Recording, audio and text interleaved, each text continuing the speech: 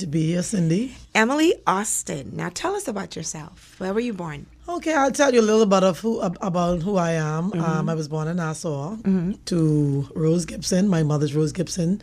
She hails from Scrubby, Long Island. My father was Charles Austin. He's deceased. And he was born in Nassau. But he originated from, his mother was from Hatcher Bay, Lutheran. And his father was from Barbados. Oh. That's where the Austin name came from. Who am I? I'm just a typical Bahamian girl who grew up like everybody else. I actually grew up in a single-parent home. My mother, I had six siblings. So which part of Nassau is this? Well, we lived in different areas. Oh, okay. But for the most part, as far as I can go back, when I was maybe in my younger years, I lived in the Market Street area, somewhere close in Market Street, close to Robinson Road, and then we moved to McQuay Street, which is Nassau Street, where the Nassau Street courts are. It's one of the corner streets where the famous Gomez people live. Okay. I grew up right next to them through McQuay Street. And then from there, actually we lived Soldier Road we lived off Soldier Road, Windsor Place, before we moved to McQuay Street. So I grew up for the most part between Market Street, Soldier Road, which is Windsor Place, and then on to off Nassau Street, okay? And then from there, I moved on my own, and eventually I lived in the southern area of Nassau. I'm married now. I live in the eastern area of Nassau, close to Village Road. I started singing at the age of, and I recognized I had a gift. It wasn't until I was about maybe 12. So what number are you in your family? I'm the fifth child. The fifth, okay. Grace. All right. 5 is Grace. Okay. So what was that like in your household? What was it like? Being the fifth child. And then just growing up in the family? Well, I mean, growing up in our family, being in a single-parent home, it was rough. It was good. We had our good times. We had the bad times like everybody else. But back in the day... What's the bad time? When I say bad time, I'm talking about... I'm thinking about times like when you would want stuff and you can't get stuff that you would want. So in other words, you have the basic necessities of life, but being in a single-parent home, you only have a mother. And my mother was not rich. You know what I mean? She had a job. She had to take care of us. My mother was never married. She was a housekeeper in Life at Key, and she was never married. And so our father, he provided somewhat. He'd drop monies off and go and that type of stuff. So I was never privy to having like a father in the home. You know what I mean? So you didn't even have a relationship with him? We had the relationship was, that's why I said rough, because when you're in a single parent home, how we grew up, mom was always home. Like she worked, but she was always there for us. But dad was more like an absentee type father where he had other women and other children and stuff like that. So he wasn't married to my mom. So he would just come and do his obligation, drop the little money off of the groceries. And then he would maybe sometimes stay for a couple of minutes or, maybe an hour or two, then he would leave. So I didn't have a relationship with him as such. And then when you grow up in a home with 7 children, each child needs that attention, but you don't get that individual attention, because if your mother is just basically busy taking care of the home and going out to work, she has 7 children. When she comes home, she's tired. She have to cook and she have to do certain things, and she have to make sure, teach us how to clean. And then when we got to the age where we could do things for ourselves, then she got to come home and make sure you clean the bathroom. And, and being the 5th child, I was like the child that was like between the older children who would have already finished school and was working, and then the younger ones who was behind me. 2 was behind me. They were like the younger ones. So I was like right in the middle. So I was the one who actually used to be the one that the older ones were too old to clean because they got to go to work, and the younger ones too young to clean, so it can fall on the 5th child. So for me, there were good memories as far as being a child and growing up like that. But, we didn't have a privileged life. You know what I'm saying? And we didn't have things that we would have wanted to have. So we only had the basic necessities. You had clothes. But the good thing was my mom was, she was a good mother. She always was home with us. She never exposed us to like the other man and stuff like that. So we never knew if there was any other man around and stuff like that. She would always be at home. She never slept out and stuff. So the kind of mother my mother was, she was a good mother, and she raised us like a mother and a father. She basically did both parts. So it was rough for her, and then it was to the point where she would have to depend on my older brother to raise us, to help pay the bills and do certain things because we didn't have a father in the home. So there were times when, it was rough, where you would feel like, okay, if I had a father and a mother, maybe I would have, a better education, or maybe if my dad only had us as children with my mom, maybe I would have, maybe have more access to more clothes and stuff like that. So you didn't have a lot, but whatever we had, it was always clean. Mom always made sure we were clean, and she would iron everything. Straight down to our drawer, she's ironing everything. Because back in the day, they used to make the little panties from the slip. They buy the cotton fabric and sew it, or you could the underwear that you would buy and the t-shirts and the panties and stuff. They would be like they weren't like silk and stuff. They would make it of cotton. Okay. So she would iron, and even down to the pillowcases. So we grew up in a really clean home. We learned how to clean house and clean yard and paint house and all that. And I was always fond of doing those things. I love doing it, and even today, I think it has stemmed into my adult life. So I had a good childhood, but I think there were things that I would have wished, I would have had more, as far as necessities were concerned, things that I felt I needed or I may have wanted. Do you have like a favorite childhood memory? Yeah, one of my favorite memories. My favorite memory's always been, because what I used to do is, even though I was singing, I didn't know I could sing. That makes sense? Yeah. We had like about... All you know is you're singing. Yeah, we were just doing it for fun. Okay, I had like I had about 3 or 4 childhood friends that grew up right close to where I lived. And we were like close, meaning we used to get together every day. And once I finished doing my chores at home, we would do these things we had 2 things we used to do. We used to have like school. So I'm surprised I'm not a teacher today, because I used to like to be the teacher. And I always liked to write, and I'd give them words to spell, and then I would mark papers, and I used to do that. And we used to do that like religiously. And if they said, we don't do school today, let's play modeling. So we would I would line them up, and we had one in particular, Donna. She was very, very slim, and she was probably like one of the best models. And we had some other girls up the road. They were pretty, so we used to like put on our own little fashion show. And but I used to be in charge of everything. I said, come on, we used to do everything in our yard, So that they were like some of my fondest memories. Being at home and being able to have my friends come over, we be in the yard, because you wasn't even allowed to have people in your home like that. Moment like people in the house, so we would do it in the front yard, and our yard was one of the bigger yards in the area. And when you get older, you understand why your parents said things. Oh, child, trust me, I know, because listen, I got the message. I got it as I got older, Yeah. But and even today, I'm still the same way. Like, I don't keep company, and I don't have people in my house like that. I mean, if people can come over and here, they come in, but to say like how some people have people in and out all day and stuff. No, I don't. I still don't do that. That's just probably how I was raised, But they were some of my fondest memories. Just being able to childlike things, to kick the can and play hide and seek and do the modeling thing and all that, and the singing and stuff, and playing school. They were some of my fondest memories. Did you miss your dad in the home at any time? Yeah, I mean, even though I never grew up he never lived with us. I grew up without a dad, being in the home. So, you don't miss what you never had. But I knew that there were persons in my area, like other persons who lived in the area who had fathers. And I used to wonder, well, how come they got daddy and we ain't got no daddy, But I understood that, when my dad and mom wasn't married. So I knew that they couldn't live together, because that was back then. People had a little more morale, and the standard was a little better, a little higher. So my mother was one. She wasn't gonna shock up with no man and that type of stuff.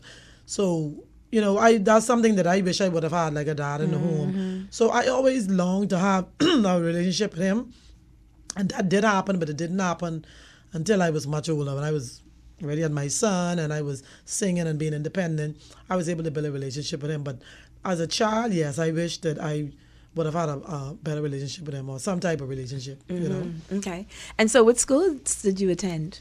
I started out at Ridgeland Primary. I went there from grade 1 to grade 5. And because we didn't have our own home at the time, we were always renting. We would have moved different places. So when we would have moved from the area where we were when I attended Vigilant Primary, which was Windsor Place, we moved to Nassau Street, so it was too far. So I ended up, my mom put me in, all of us had to go to schools that were close. So we lived close to Nassau Street, so I ended up at Wilton Aubrey, which is now Aubrey Sales. So I went there for grade 6 only. And then from there, all of the children that came from there, you know how they have certain schools zone out, and you go from, if you go to certain schools, you have to go to certain high schools. Right. So I went from there. So all of the children that went to Wilton Aubrey basically would have gone to H.O. Nash, which was far. But we had a bus that used to pick us up from Kentucky down by UB. And we used to assemble there, and then you catch the bus. There are a couple of buses, and you go to school, and then the bus will drop you back there. Because most of the children that went to H.O. Nash grew up either in Nassau Street area, Chippenham, Paynton, Grantstown, and like maybe around Woodford area. So, you know, we didn't have as much schools back then as you have now. So after I completed H.O. Nash Junior, I attended C.C. Sweeting, and that's the school I graduated from. C.C. Sweeting High. I never went to college, so that was my last tertiary education. Okay, so what happened after high school?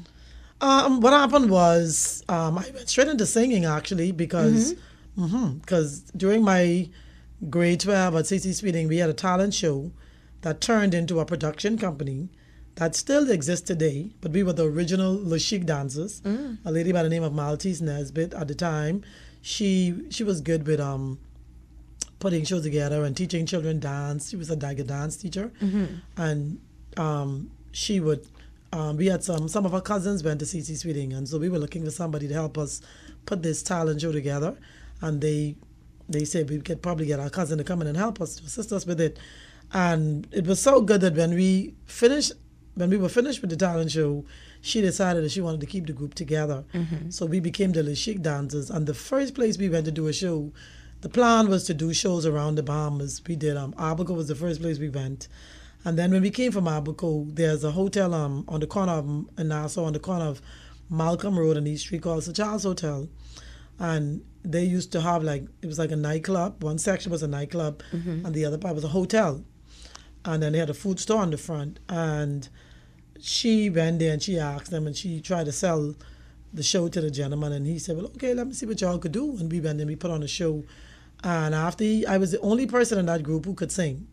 I mean, who really could sing. So when we do the production, we do like a production where we'll open like a bit of dance, and then we'll have a modeling section. So we had some girls who used to model, but all of us used to model, and then everybody, it only was a group of us, so everybody had to do everything. So you had to dance, you had to model, but I was the only person who used to sing. We had break dancers, we had men, we had some guys, and there were some females. Okay. And after he heard me sing, the lady who was singing in his band at the time, he had a live band, she left and she went to Freeport. That was Hot Chocolate. Her name was, she used to use the stage name Hot Chocolate. And she left, so he didn't have a singer. So he asked me if I would be willing to be the lead singer of that band in his club. And that's how I started singing professionally. And where was I started right at the Charles Hotel. Oh. And so when you first started, you were like a teenager? Yeah, young teenager? I was 18. I was 17. But my birthday would have been, I finished school September. And I finished school like a graduate like May. And so by September, I started around September, and I would have been 18 that December. So I started when I was almost 18 years old, singing professionally. What was it like? What did your mom say? Oh, my mom didn't like it. What you mean? What she said? My mom didn't like it. She didn't? No, she didn't approve. I wouldn't go deep into what had happened, but eventually I ended up having a son for the gentleman, and it wasn't the best relationship. And then my mom didn't approve. And so eventually I was with him maybe like 4 years. And then eventually I went away for about 2 years, came back. And when I came back, I jumped right back into the band situation. But I was with a different band at the time. But my mom never approved of me singing at the time, because back in the day, like I said, I think I told you earlier on another interview that I was born in 67, okay? And so I grew up in the 70s and 80s. I finished school in 85. In the 70s and 80s, it wasn't popular. Women weren't seen as decent first of all, to even be in clubs. So for me to even be singing in a club, that was like a no-no. Okay, that's how I started. Now you had the Ronnie Butlers and all these other people who was out there singing in clubs. That nightclub scene was that's what it was. Freeport would have been like Swain, Citation, and then you maybe have like Jay Mitchell, and that was the Freeport crew. But in Nassau it was Ronnie Butler, Asian the Polka Dots, and you had the oldest singer, then you had Dry Bread and all these other persons, and then the persons who came before them. But the nightclub scene was where I started, okay? And but my mom didn't approve at the time, and it wasn't until she used to hear my name being advertised on the radio. They used to advertise. They called me Sensational Emmy at the time. Oh, Sensational Emmy, come down to Sir Charles Hotel and you'll hear Sensational Emmy with the Gold Band. And she asked me one day, that's you they be talking about? And I said, yeah. And she's like, oh, because I don't even think my mom knew I could sing. She never really heard me sing because I never really grew up singing in the house like that. When we'd be outside playing and singing, she never used to be at home. So I didn't even know I was like a singer. I just thought everybody could sing. I didn't thought it was anything special about me. So it wasn't until I got in grade 6 when I went to Wilton Aubrey, they were putting together a choir, and they had to let everybody sing because they want to know who amongst these children could sing. And when they got to me, they said, okay, now let's hear you sing. And they told you what to sing. And Charlie said, oh yeah, this one can really sing. So I became popular from then. So every time they would have like school assemblies and anything to do with talent show, anything, they say, well, Emily's to be it. And I went from primary school to junior school, same thing, because the children who matriculated over to the same school with me, anytime the assembly can, oh, Emily can sing. And then that went straight to CZ Sweeting, straight into the Chic, straight into the band. So that from that point, in grade 6, that's when I realized that I had a gift. Well, talking about singing, what we're going to do is take a quick break, and we're going to share some of your music in this interview. Okay. And so the first one we're going to hear is I Pray. Okay. So that was music by Sweet Emily Austin, in studio with us, Emily Williams as well, here in studio with us. So we have some more music a little later on in the show. But tell me something. When you started singing and you were with this band, what happened? You really exploded? Well, when I started with that band, that was like the beginning. So I was just learning, how to be on stage. That was my first time really being on a real stage as a professional. Because if I was singing it with Le Chic, we just doing shows. So it's just a fun thing. You're not being paid to do it. You're just doing it and you're just exposing yourself, right? But when I started singing with them, I'm being paid to sing now. So I'm a professional. So I was with that band I was at that soul scene for maybe like about a period of maybe like 4 years, okay? And then I went away for about 2 years, came back, and I started with the Go Band, and I just started going from different bands, and then sometime I'd be working with 2 bands, and I just went from band to band, and it took me it was maybe like 15 years after, until I came to 1996, I was working with a band that used to work at Club Med, and the gentleman at the time who actually produced my first album, Les Turnquest was doing a CD with the Island Boys, which is now the name has changed to the Falcons, but it started out as the Island Boys, okay? They were 3 different gentlemen. They had one group, Tyrone Thurston, Fat Cat, they call him, and Falcon Watson. And eventually they broke up. They broke up eventually after I left. But I was with them for a few years. We used to do a lot of hotel work and a lot of hotel gigs. When Atlanta's open, we used to do gigs there, shows. So the pay was good? I mean, when I first started, no. When I first started, like at the hotel, and I started initially, I used to make like most entertainers back then, like the top entertainers would have been probably making like maybe $100, $200 a night. But you have to work like 2-3 hours for that. I wasn't at that level yet. When I first started, I used to make like $30 a night, which would have been like maybe 4-hour show. I worked with a band, and then at one point I was working $30 for the whole night? $30 for the whole night. For 4 hours? Can you imagine? That's right. For 4 hours. That's how far we've come. 4 Wow. hours. Yeah. And then you'd go from, and sometimes you're working. I used to work at one point. I worked at a restaurant downtown called, at the time it was That's not even $10 an hour.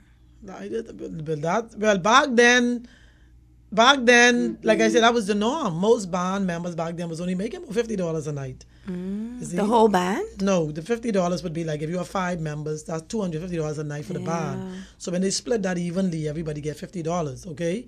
And so you couldn't make a living of just singing. So by the time I got to 1993, which would have been years later, I stumbled on another gift that I had that was a natural gift for me. I used to be home on my dad's porch. I was living with my dad at the time. I'd already had my son. But for I knew myself, I used to like the plait here, and I used to be like clipping people here and doing stuff. And I used to do my own hair. And my hair used to be pretty nice. So my cousins used to come and ask me to like cut their hair, and then they bring their brothers and say, you could cut his hair. And I started getting into cutting men's hair and stuff like that. And then eventually I had a friend who had a barber shop, and this guy I was friendly with, and he used to ask me to come there and hang out with him and collect his money for him. And I just sit there and watch them cut the men's, and I just learned how to cut just like that. And then from there, my aunt asked me one day, she was like, well, have you ever considered working in a beauty salon? So I said no, because I went to school to do business. I didn't go to school to do cosmetology. That ain't something I was even interested in. But I just used to do, my family, friends, and whoever for free. So when I thought about it, she said, you could really do a good job if you go work in a beauty salon. At that time, I'd already had a couple of jobs doing secretarial work. But I always had 2 jobs, because once I came out of school and I started singing, even when I was doing the secretarial work, I was singing at nights too. So I always had 2 jobs.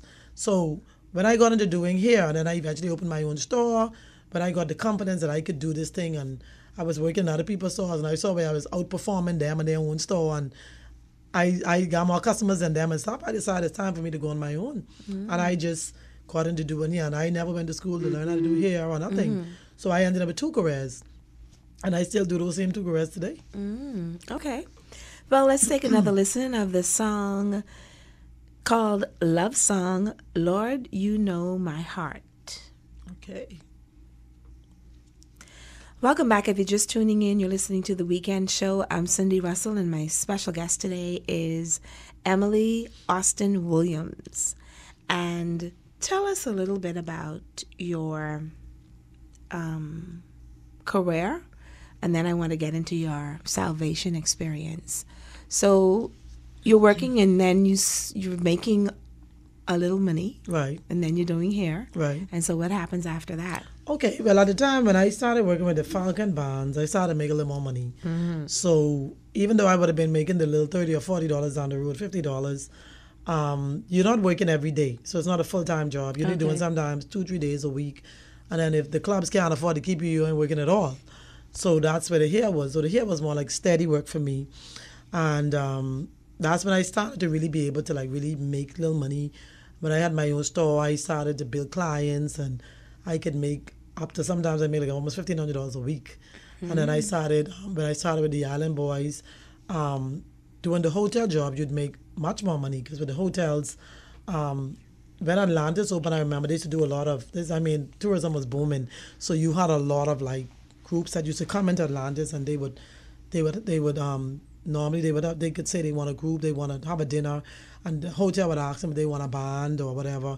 And bands came in different groups, so if they could, based on what they want to pay, if they say, okay, we could pay $350 for the band or whatever, then the gentleman who's in charge of the band, Falcon, he would say, well, okay, we only need a 3-piece. So it could be, Emily could come, and what we used to do is, instead of him paying everybody $75 or $100, plus he had to get something, he would say, well, okay, we could only maybe pay you $50 for the hour. If you work 2 hours, you make $100. But the good thing with the hotel was you never really, hardly ever do an hour. If you go, you can do at least 2 to 3 hours. So on any given night, I could have done like $150, $200.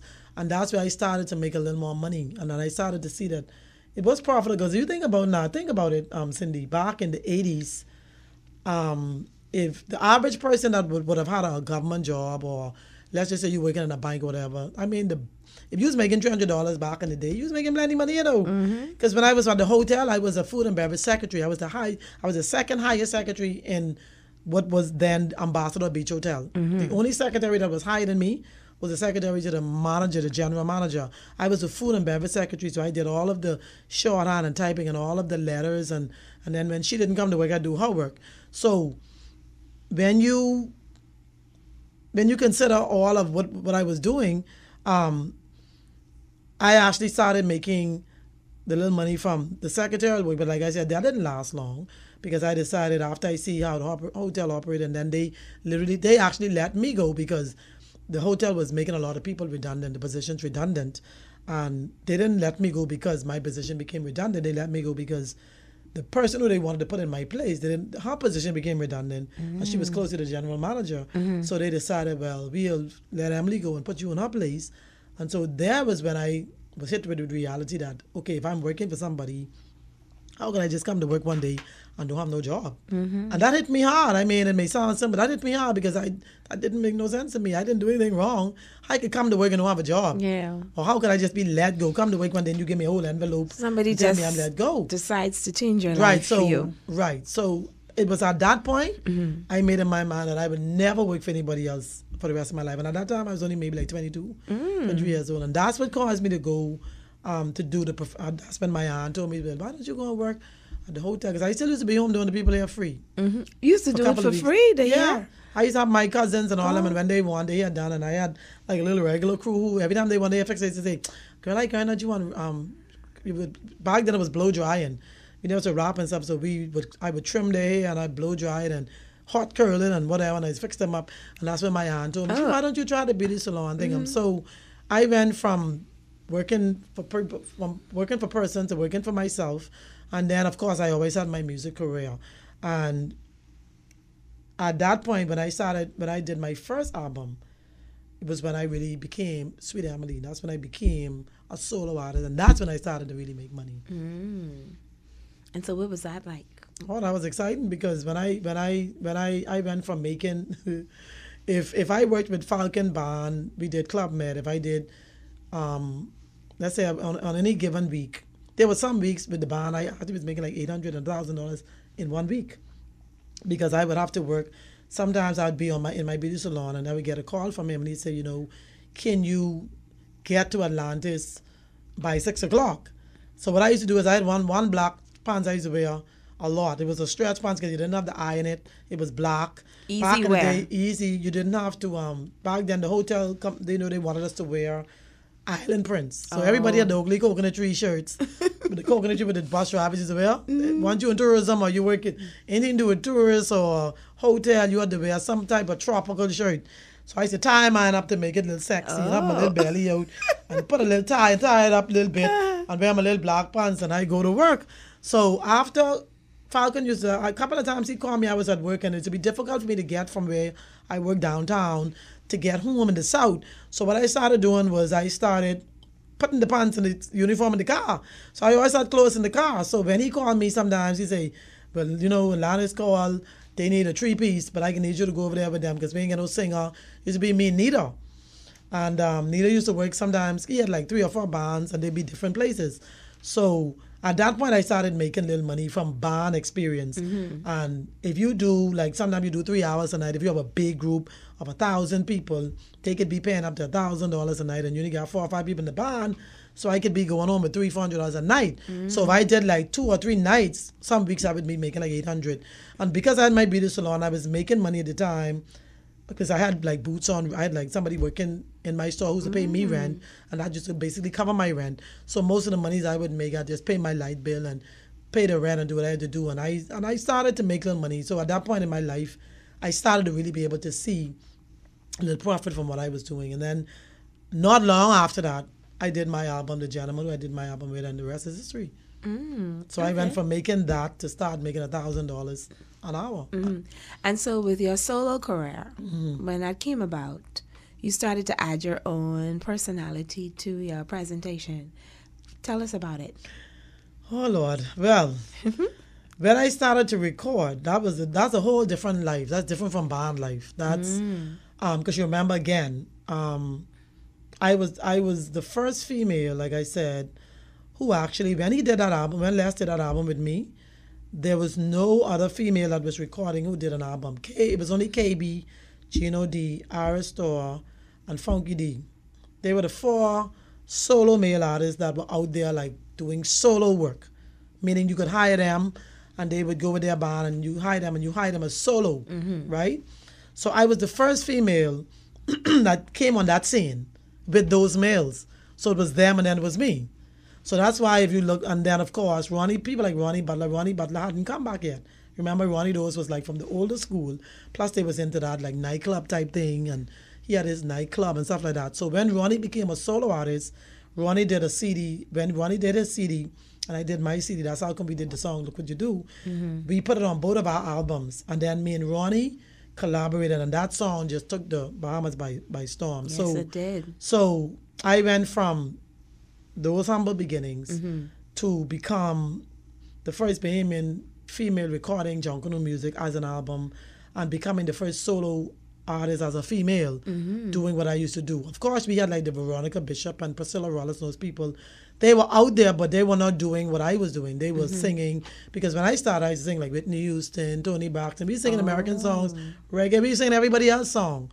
But to have an whole album with just my songs, that was something new and that was different. And that pushed me into another arena that I had to learn the business, and I had to learn how to book shows and people calling you, and you got to know how to deal with them and how to construct a contract and that kind of stuff. So I had to learn all this kind of stuff, and, you know, just went from stage to stage until I am where I am today. Have you ever sang out of the country? Oh, yeah, many times. We did. I became very popular in Turks and Caicos amongst those guys, because I ran KB was going to Turks and Caicos years prior to before I came. And when I came out, because I was the only female, and that caught those people in Turks and Caicos started hearing that music, because, you know, ZNS, 1540, they could pick that up over there. So when they started hearing this woman, they was like, well, who is this lady? They, you know, Turks Islanders, they don't say Sweet Emily, it's Sweet Amelie. Oh, Amelie. They spell my name with an A. And they pronounce it differently. So they say, oh, Sweet Amelie, I love her music, and da-da-da. So next thing I know, I'm being asked to come to Turks and Caicos along with like KB Dos. And then the first time I went along with them. The second time I went by myself. So they started hiring me by myself. And I became famous in Turks and Caicos. Then, of course, we used to do like Nassau, I think, Love 97. One time they had a show. We did like Universal Studios in Orlando. And then one time we did something in Miami. And I did like stuff in Palm Beach and little Bahamians who have clubs in different places in the States. I did little things there and there. But nothing major, but I've worked outside the country many times. What's an experience, a musical experience or performance experience that you'll never forget? Okay, let me see, because there's plenty of them. The one that always comes to mind is I remember when I was pregnant with my daughter, and I was with her dad, and Ronnie and I did Look What You Do, and the Golden Girls had just won the gold medal. So you were visibly I was pregnant at the time. Yeah, my belly was big. I was not too. I was at least 6-7 months, so you could see my stomach. So people who, Ronnie and I song became very famous. It took over our song was number one on a couple of stations for like 2 years straight, and that song took the Bahamas by storm. So everything that was happening in the Bahamas, me and Ronnie used to be on. So we made a lot of money, and I remember singing with Ronnie Butler when the Golden Girls won. They had it at the Sports Center. They had some ceremony with them, and we were asked to sing. And everybody thought I was pregnant for Ronnie, but listen. So I thought people just thought it was a joke, right? So when I went to sing, I think what caused people to think that way, because when I started to sing, oh, look what you do, I took my stomach and I did like this. Oh, look what you do to me. So there were people who actually thought it was just a stage thing, but they thought I was pregnant for Ronnie. That's funny. And there were people up until Ronnie died. There were people who you still can't tell at me Ronnie didn't have something going. But no, we were just friends, and Ronnie became more like a mentor to me, somebody I looked up to. But that was, to me, was one of the most memorable moments, singing at the Golden Girls thing, their ceremony when they came back home from winning they were like that was our first gold medal as relay, and they were the Golden Girls and all that. And we sang there, and I had my stomach, and we were singing all that. That was memorable for me. So you're now doing what you're doing, and you're making money. Right. And you're happy. Right. And so how does salvation come in the picture? My situation with salvation was similar to Paul's situation. I wasn't blinded or anything like that, but you know, I guess a lot of people have the same experience when God. Some people, for me, I believe that some people they under that conviction, and then they sit in the church one day, and if a sermon can grab them and they feel the conviction, they decide, okay, this is gonna be the day I'm gonna give my life to the Lord. For me, it was a little different.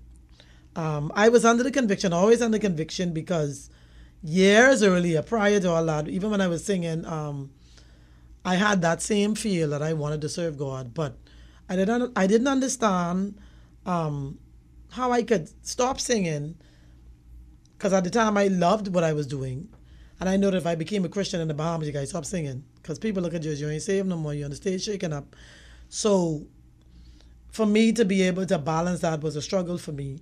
And I talking years before Christ had, I kind of was under that conviction. I gave my life to the Lord, but a year or two after that, I backslid because I guess I wasn't grounded, and I didn't have anyone to guide me through, and there was no one to say to me that, okay, you could be a Christian and still be an entertainer, but you have to just change some things and make sure that you live in this. I didn't have anybody to really show me that route, so I just ended up saying, okay, maybe I can't do this because I'm not ready for this, because I want to serve God, but at the same time, I have to work. And to me, in my mind, I wasn't going back to just making beauty salon money, because at this point now, when me and Ronnie started, I was making up, that took me to another level where and I'm still at that level today, where I charge like $2,500 an hour. So for me to go from you charge how much? $2,500. 2,500, 2,500. Yeah, that's what I make. And if I do like I gotta go Miami next week to do a show. US, I charge $3,000 a show. Okay. Yeah. So when I lost my so when I started to, I kind of lost my train of thought. Yeah, too. but I think we were talking about. I was talking about because when you told me the amount, I didn't know it was that much. When you told me the amount, I didn't know it was that much. Oh yeah, man. I mean, most entertainers that are in like most entertainers, even the young entertainers now, making around $1,500 to $2,000 a show. So Ronnie and I were the ones who actually set the standard at the $2,500, because when I started at Sweet Emily, I had a manager, the same guy who did my album. We had like wasn't like a written contract manager type thing, but we had a verbal agreement where he would book the shows for me, and he would get 20%. So if he got $1,000 or $1,200, if it was $1,000, he would get $200. I get $800. If it was $1,200, you know what I'm saying?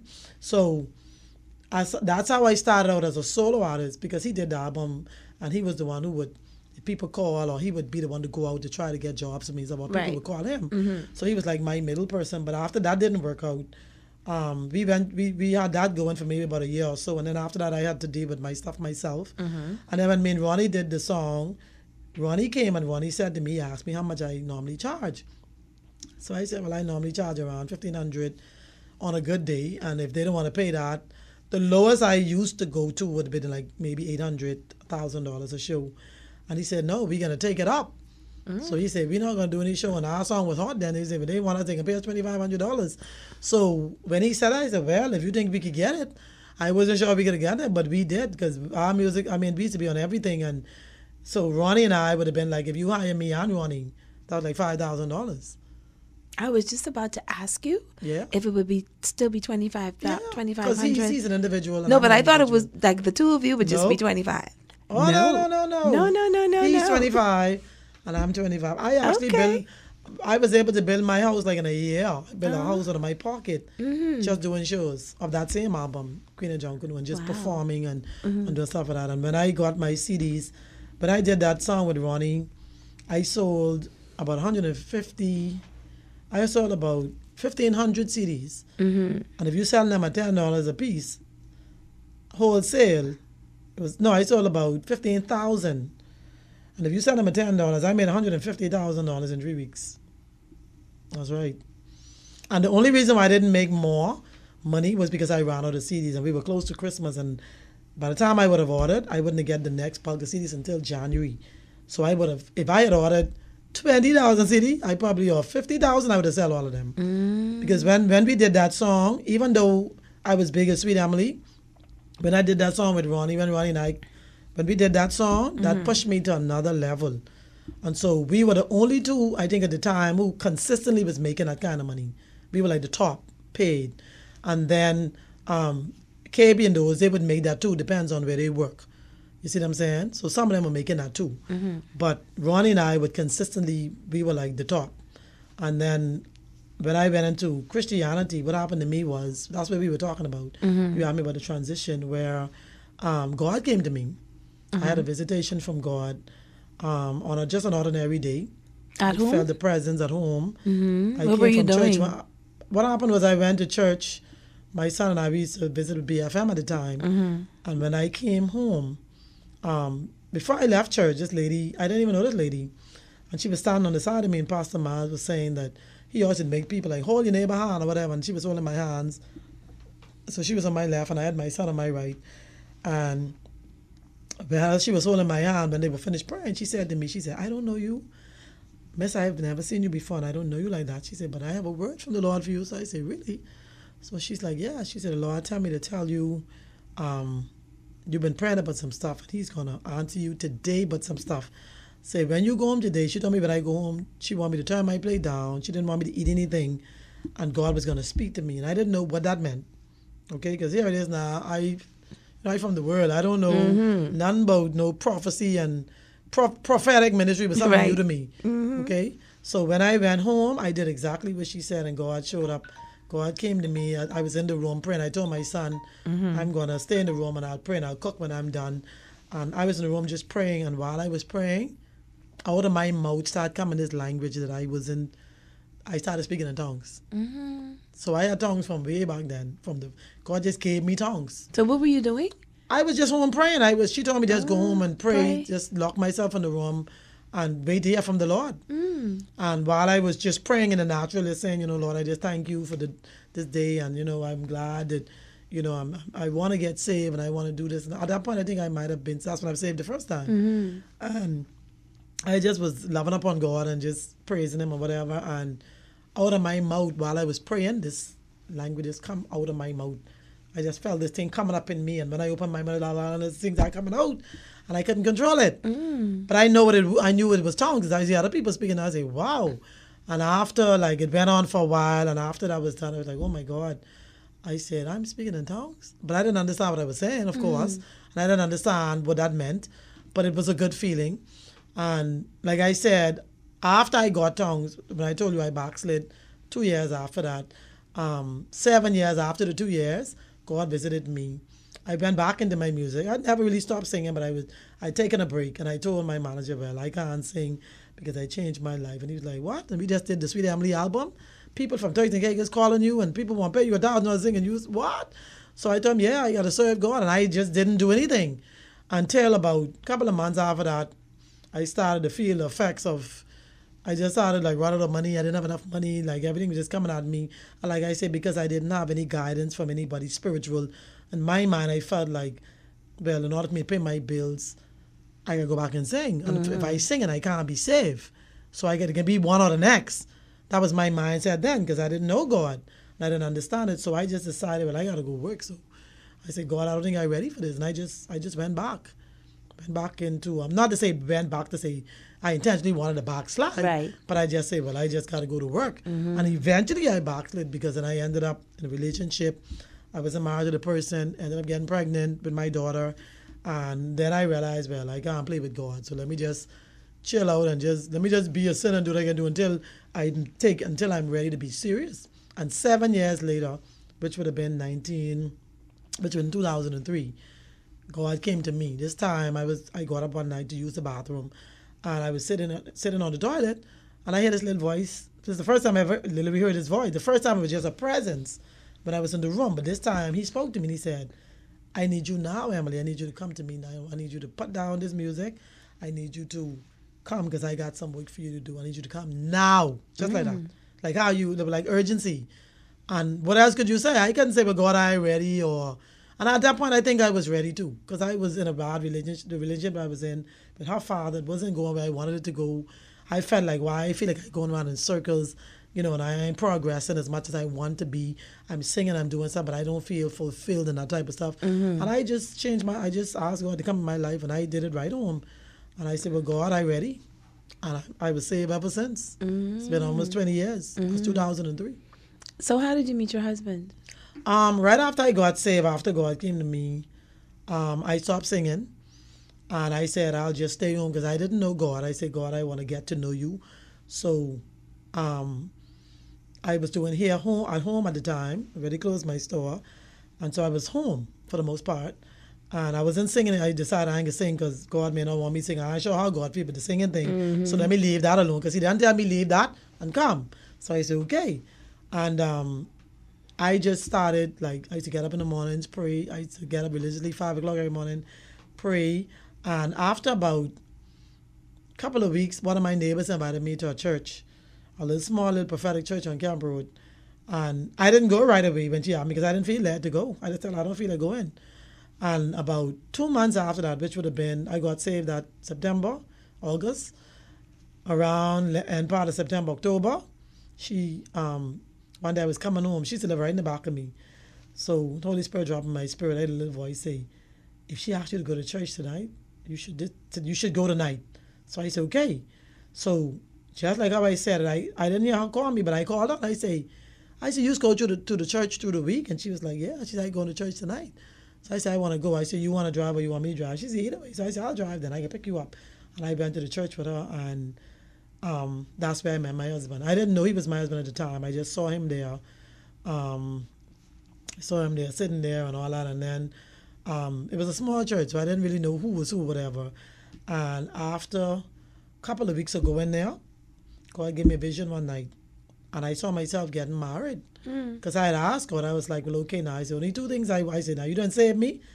I said, the only thing I want you to do for me now, Lord, is give me a husband. Because I can't deal with the fellas out there no more. The one I had, that obviously ain't your will. So I ain't looking for no more man. I said, the only man I want is the one you can give me. So I just didn't go out. I didn't have to go out nowhere because I didn't want to meet anybody. I didn't want to marry the wrong person. So I was careful of just, not trying to meet nobody and stuff. And it was just me and God. And during the time that I spent with God, it was valuable because I learned how to God used to take me to spirit. I used to see my body, my spirit leaving my body, and I ended up in like these visions. I ended up in these trances. He used to teach me how to fight demons. And he would show me how to fight them and how to speak the word, and the sword would be in my hand. And then I said, what do I do with the sword? He said, well, the word is the sword. So, but in the spirit, the word, when you speak it in the natural, it's the word. But when you speak it in the spirit, it's a sword. So when you have a sword in your hand, what you can do with it? I said, but how do I kill a big demon? I had this big old demon. Must he look like a giant, but 10 feet tall. I said, but Lord, how do I kill? He said, all you got to do is slash the head off. Because once you chop the head off, you kill the demon. And I just swing and I chop the head off. And he just teach me how to fight demons. And then he started giving me, showing me stuff about pastors and giving me dreams and stuff like that. And my spiritual experience was really, I can never go back. I would tell people I can never go back to who I used to be because I've changed. I've really changed, When you met your husband, when you saw your husband at church, were you attracted to him? No, it wasn't even a physical thing. No, because he was much older than me. Oh. He's 23 years older than me. Okay. So I wasn't attracted to him physically. It wasn't like, okay, I see this guy, he look good. No, when I was trying to stay in the spirit, I wasn't looking for no man. But I saw him there. I didn't know who he was. And it wasn't until a couple of weeks later, I had a dream. As a matter of fact, I was praying. It was a vision. I was praying because I used to get up early in the morning and pray. And I saw his face flash in my mind. And I'm like, hold on now. Why are you seeing this man in my... why are you seeing him? And then I heard a little voice say, I showed you him because that's your husband. I was like, my husband? And I started to question God. I said, but he was married before. He could be my husband. God said, well, whoever he was married to wasn't the right one. That's your husband. And I struggled with it a couple of weeks and I didn't tell anybody. And then after about 2 or 3 weeks, I told the lady who I went to the church with. And I said, girl, I have to tell you something. I didn't tell nobody. I said, but God showed me the man who's be. I said, the man who's be sitting in the front. I didn't even know his name. I said, God show me him and God show me and tell me, say, he's my husband. She burst out laughing. Yeah. So she said, child, only you can't see that's your husband. Everybody can see that. Really? Yeah, because my daughter was only about 3 at the time. And every time I go to church. That's funny. She used to point at him. Your daughter? She used to do like this. And when she point, He love her. He used to tell her do like that. He used to bid her to come, and she's go sit up on the man lap, and I know the man from Adam, and I used to be ashamed. So one night I tell her, I say, nah, we get in the church, I say, don't point at that man. Leave that man alone. But when I go to church that night, he do like this. Like he asked her to come because he got used to seeing us. But I didn't know that God had spoken to him too. God spoke to her too. First night, God spoke to her too because we made a connection through her. She was only 3. She didn't even know God was using her to connect us. But he said, after we started talking, which was maybe like a couple of months after, when we really connected, because one night the Holy Spirit asked me to ask him for his email. I said, I asked him this man for no email. And out of my mouth just opened, and I say, you have an email? I touch him on the shoulder, you have an email? I'm like, hold on now. I didn't just ask him for his email. Who is this talking? So that was like the Holy Spirit just opened my mouth and was speaking through me. Everything about me meeting my husband was strictly spirit. So it was never like a typical situation where you meet a guy or you go on a date and you decide, okay, this look like this could work. No, my situation was, I had no doubt it was God because God showed me him. God told me that's my husband. And once I received it, God made the connection and then we started to talk. And 2 years later, we got married. Wow. So what's that been like? When it first started off, it was a little different for me because I was used to making my own money. I was an independent woman. I used to do my own thing. I had my own house. And it was good. You know, it was good. The first 2 years was real honeymoon, you know. But then we started to have some differences where when I found out he was telling me that God called him to be in ministry. And I said, I don't like church people. I don't want to be in no ministry. I said, I can't be with these church people. Because you got to be first lady. Yeah. So I wasn't into that. And I didn't even like, I still don't like people to call me first lady. Okay. I don't correct them. I don't embarrass them if they call me it. But I never saw myself in ministry like that. I didn't mind being a Christian, but I just want to be to church, go to church, sit down, pay my tithes. I didn't even want to sing in the choir. Just let me go to church, sit down, get to know God, and I good. So when he told me that God had told him years ago that he was going to be a pastor, but he said the only reason why he didn't open the church was because, or he didn't start the ministry was because God told him not to do it until he sent his wife. And at the time, he was struggling too because he came out of the background of that brethren background where, you know, he still had some of that belief that once you was married, unless your wife died, you shouldn't marry again and that kind of stuff. So he was struggling. So when I came in that night, he said, the Holy Spirit spoke to him and told him, this could be your wife, you know. But he said when he found out I was sweet Emily. The first night? Yeah, the first night I walked into church. He said the Holy Spirit spoke to him and he saw me and he was like, the Holy Spirit told him, this could be your wife I bring here. And there was another young lady in the church at the time who was pursuing him. And she was one of the prayer warriors, but she was pursuing him. And she was telling him that God told her that God tell me you was my husband. And he keep telling us, but God didn't tell me that. So I say, that's how I found out, that's how he got to the church. So she went to the prophet and told the prophet, say, this man who God tell his husband, the man ain't receiving it. So he tell her, say, well, let me meet the man. Let me feed him out and see what he all about. And that's how he got to the church. Oh. But really, truly, God, you was going to bring him here to meet me. Hello. And so... and I met him. I came there after, but he didn't say he didn't have no feelings for that and all that. But he said God spoke to him from the first night. So he knew. And after I kept coming, and then he saw Asia, my daughter, he liked her, and he just keep bidding. He loved children. He kept bidding. How old is Asia now? Asia 23. Okay. I've been married almost 18 years. Yeah. Oh, okay. And so... what have you learned with your story, about you and about God? What I learned about God is something that I want all of your church people to hear me, and I want you all to hear me good. The first thing, there's a couple things I learned about God, and I believe that I spent the 17 or 18 years I've been in ministry thus far, and that I've been saved. God himself has been teaching me who he is. So I am not a person who have to go to church for the pastor to tell me who God is.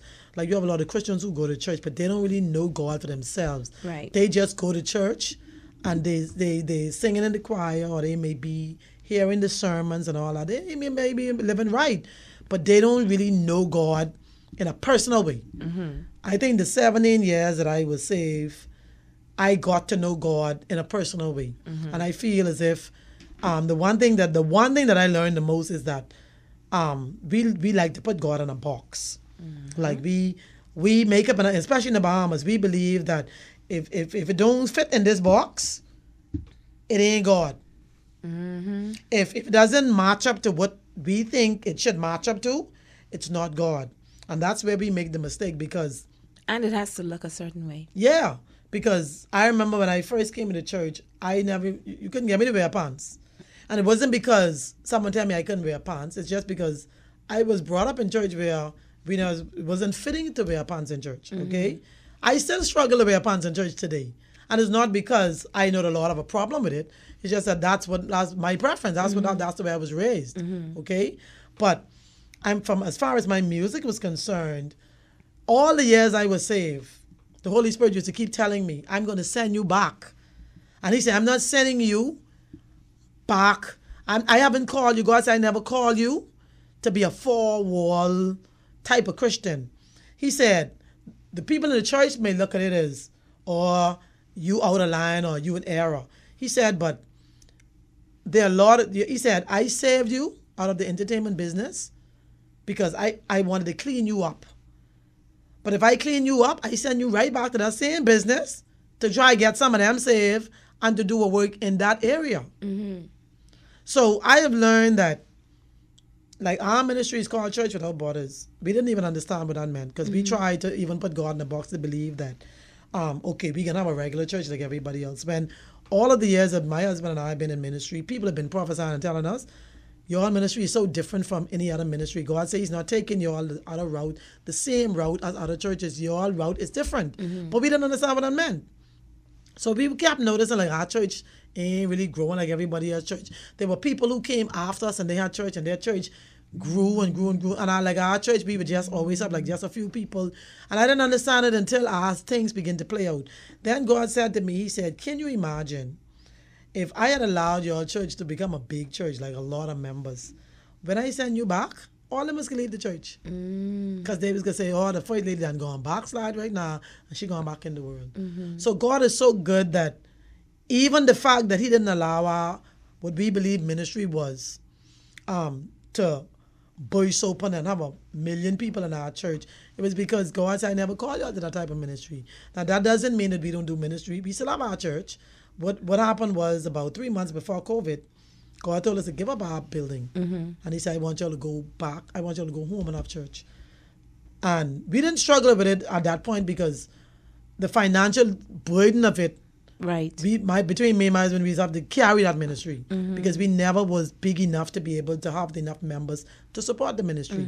So we knew that, okay, maybe God really is, whatever God called us to, it got to be different because for some reason, our ministry ain't happening like other people's ministry. And it wasn't until God told me, he said, I call you, that entertainment business, that's a vehicle that will open doors for you, take you some places where you'll never go if you just run the church conference and you just in that church atmosphere. He said, furthermore, I have my people in all spheres of society. He said, if you go in the school system, there are demonic teachers there, but there are Christian teachers there. He said, if you go in the hospital, there are demonic doctors. There are doctors who don't believe in God, but there are Christian doctors there.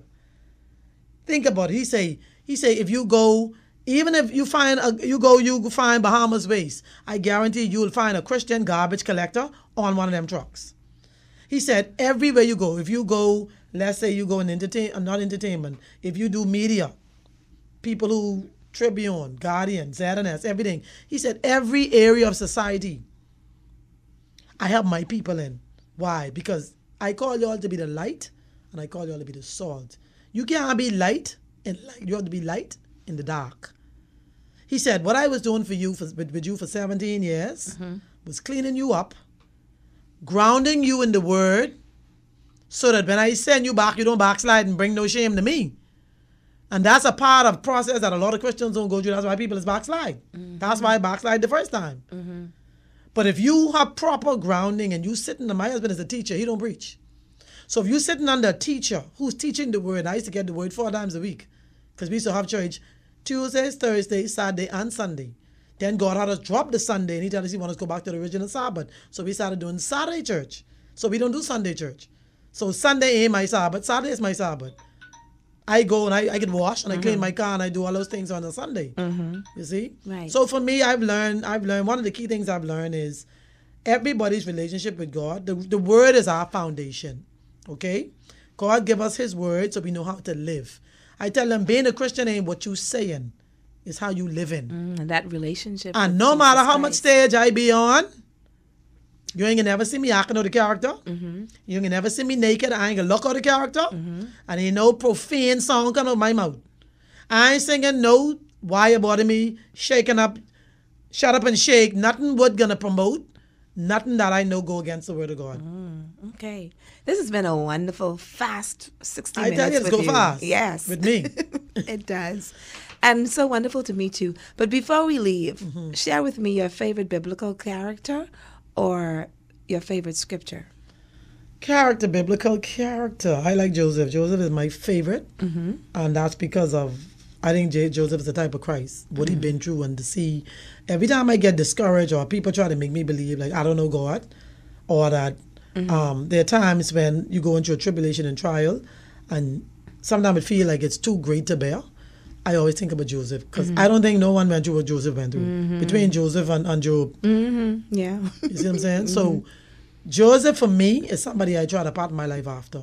Okay. Every time I think about somebody I want to be like, and Joseph was the type of Christ. I want to be like Jesus. Okay. And my favorite scripture is Romans 12, 1 and 2. I beseech thee, brethren, by the mercies of God, that you present your body a living sacrifice, holy and acceptable unto God, which is your reasonable service. And be not conformed to this world, but be transformed by what? The renewing of your mind, that you may know what is that good and acceptable and perfect will of God. In my favorite scriptures. Amen. Well,